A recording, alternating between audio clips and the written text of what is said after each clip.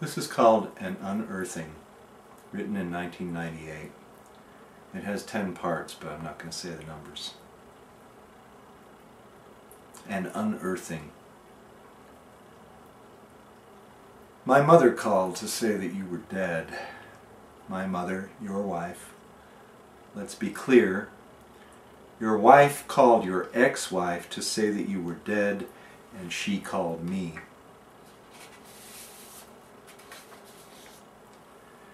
The gravel I'm digging is that shit dull 1-inch stuff they used in the 50s, maybe the 40s.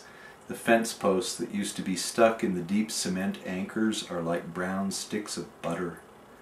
But rarely there will be a shard of that pink granite New England's boned and muscled with, and the streets are carved between where I walked to school when I lived with you.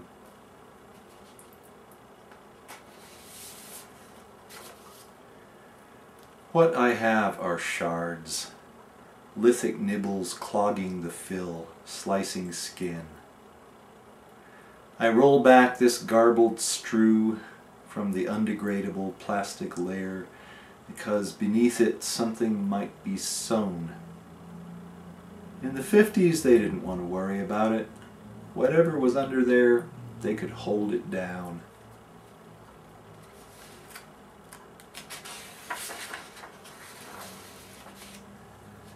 You were a pale, bald-head squirt. But when I made that mistake every kid makes, entering the bathroom at the wrong moment, inexplicably huge, and some implausible color rearing though dormant, hairy weight, a power my mother knew, and answered to, and fell to, gathered as she was in the slow center of her widow hunger, and the just married sign on the door that first grade afternoon was too huge to be that small. My crew-cut head too small to be that huge.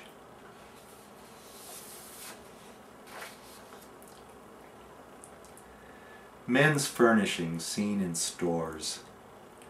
Through store windows, really. I never felt I had the right, even after I had the money, to go in those stores. Leather boxes, shaving apparel, leather shoes, air-holed, suit coats I never learned the differences between, nameless elastics, heaps of black stretch socks tied with gold glossy paper, the brand name metal-shaped, shoe horns, thin leather watch bands, hard soaps, oblong scent bottles, curveless men's scent. A man would have these who stayed at a city hotel. He would spread them across the room, I thought, would count and space them as far apart as they'd go. Things you owned.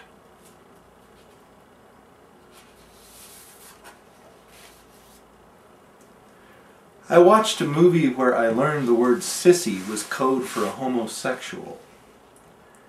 It seems to me if you thought I was homosexual, you could have found easier words to call me. It seems to me this possibility never occurred to you, including the time you made that comment about the whole pepperonis I'd buy every week and eat in one sitting. It wasn't like it didn't dawn on me what a pepperoni looks like and even feels like. It just never crossed my mind anyone would want to chew on anything for any other reason than it tasted good. And it was this ignorance, or this innocence, this consent to dwell where sex and maleness weren't yet powers, that made me a sissy. Not because I couldn't play sports. Not because I kept getting those tummy aches Mom convinced me were psychosomatic. Certainly not because I was another man's son.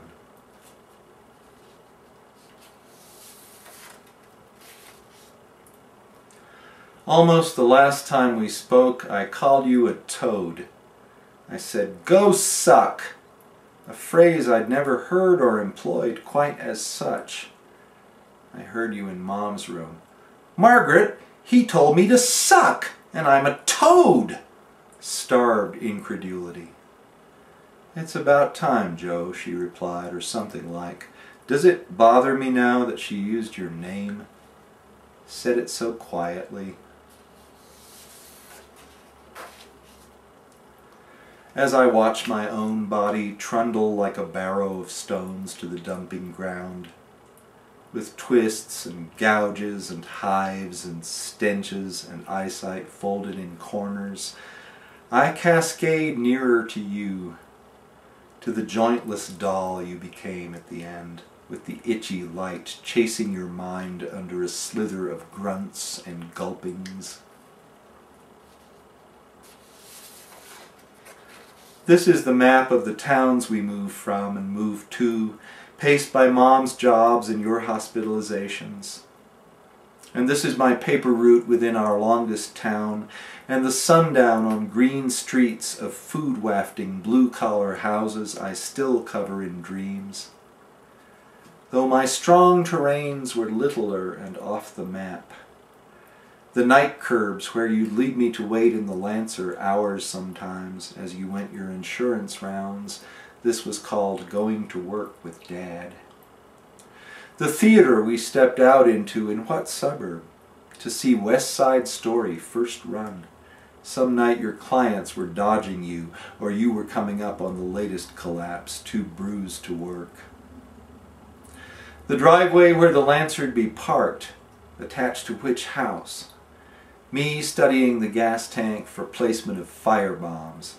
Mom: "Why'd you take all that shit from him all those years?" Me: "I was planning to kill him. I didn't want to be suspected."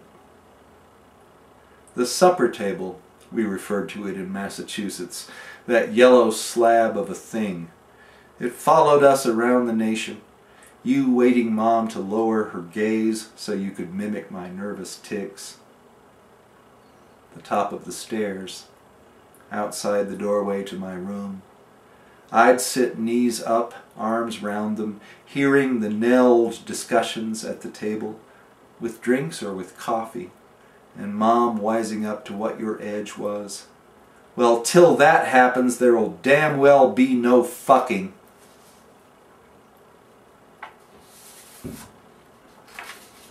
Joe, this is not one of those victim screams.